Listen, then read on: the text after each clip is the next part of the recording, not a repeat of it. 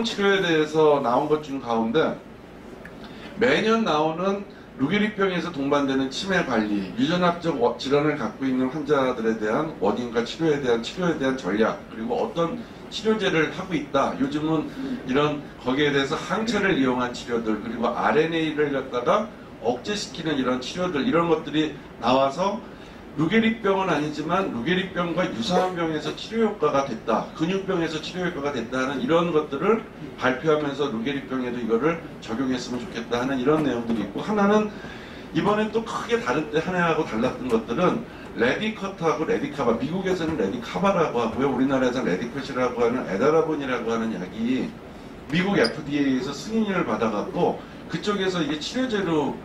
이제 승인이 됐으니까 많은 환자들이 관심을 갖고 있어서 그쪽에서 많은 홍보와 또 환자분들에 대한 경험, 치료 경험에 대한 것들을 이야기하면서 그 미국 환자분들이 여기에 대한 관심들을 많이 갖고 또 줄기세포 치료에 대한 관심을 갖고 새로운 치료제에 대한 관심을 갖는데,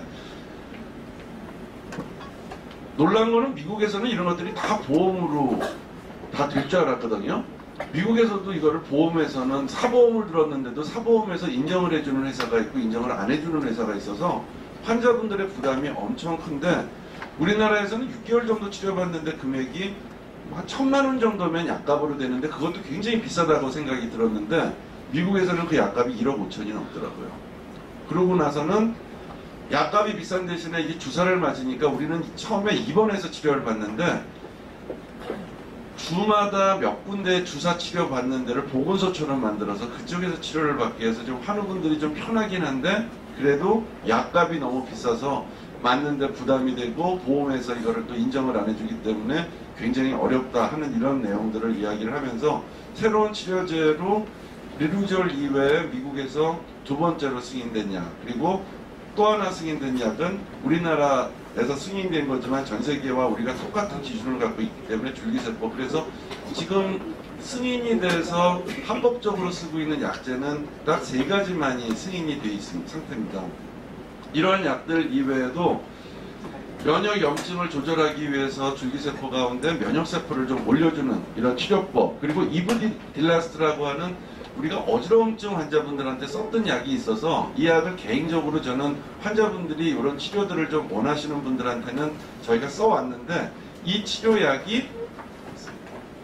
생존기간을 좀 연장시키고 릴루텍하고 같이 사용했을 때 도움이 되더라 하는 이런 정도의 연구 결과가 이번에 대규모 연구 결과가 새로 나왔고요. 또 하나는 그 마스티니맵이라고 하는 면역 조절하는 약제에 대한 기대가, 면역 조절을 하면 굉장히 도움이 될 거라 하는 이런 생각들에 대해서 기대가 굉장히 컸는데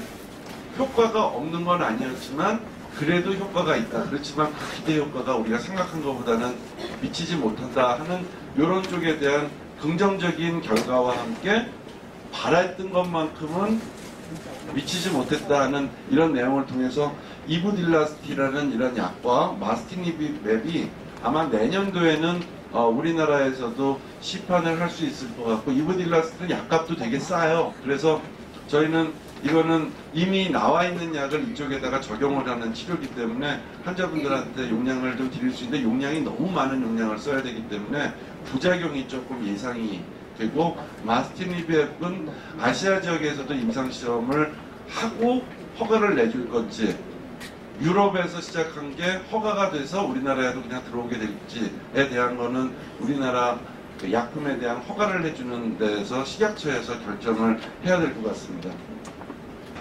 그래서 이번 학회에서 내용들은 새로운 내용들에 대한 것들 가운데 주목을 끌었던 것들은 레디컷에 관련된 것, 줄기세포 치료에 대한 희망에 대한 것들, 그리고 이브딜라스티, 마스티니맵이라고 하는 이런 치료제들, 항체 치료에 대한 것들이 많이 영향을 받았습니다. 특히 마스티닙이라고 하는 것들은 이렇게 봤더니 루게릭병의 진행 속도를 27%, 29%, 22% 정도를 이렇게 어떤 상황에 따라서 낮추더라. 그러면서 이거는 그래도 질환에 대한